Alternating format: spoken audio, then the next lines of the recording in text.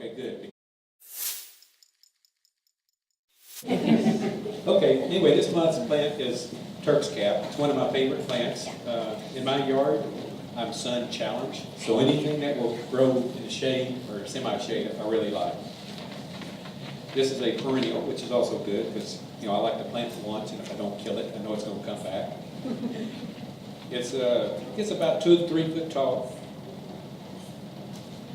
And I have seen it get 9 feet, but that's only in my yard is when it has full sun. And if it's in full sun, you'll notice that the leaves don't look quite the same as what they do in the shade. They get more shrunk up and just crinkled looking. The flowers are 2 to 3 inches. They're red, although there is a white variety.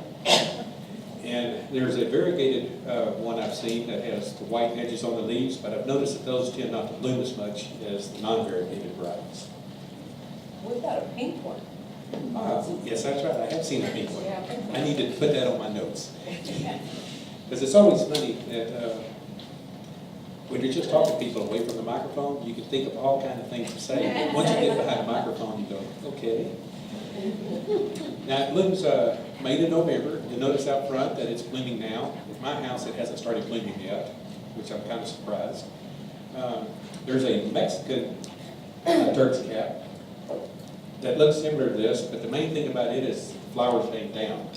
And this variety here, they either stand straight up or maybe off to the side. And like I mentioned, it likes part shade to shade. It is drought tolerant.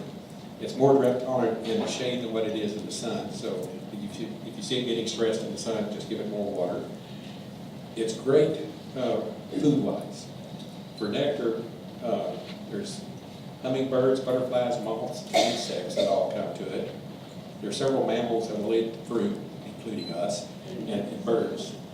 And actually, I'm not going to try to say the Mexican name, but the little fruit tastes like an apple, and that's where it gets its name from. Now, also, in the literature, it says its deer resistance is moderate. If your deers are hungry, they're going to eat it. This is one of those plants that's pretty easy to propagate on your own. You can propagate it from seeds. You can do soft root cuttings and also root divisions. And so, because there's so many things that I like it, I have it on top of my list. I basically have a flower bed that's full of them. If you want to keep them short, they suggest like at the beginning of the year, right after our last frost, cut down about 5 inches. And that way they'll stay maybe waist high in our area. And they're also known that if you want to use them as a ground cover, just keep them short, and they'll bloom even though they're short. So anyway, anybody have any simple questions about this plant? Okay, well, like I said, this is one of my favorite plants, and I hope y'all enjoy it. Thank you. Thank you.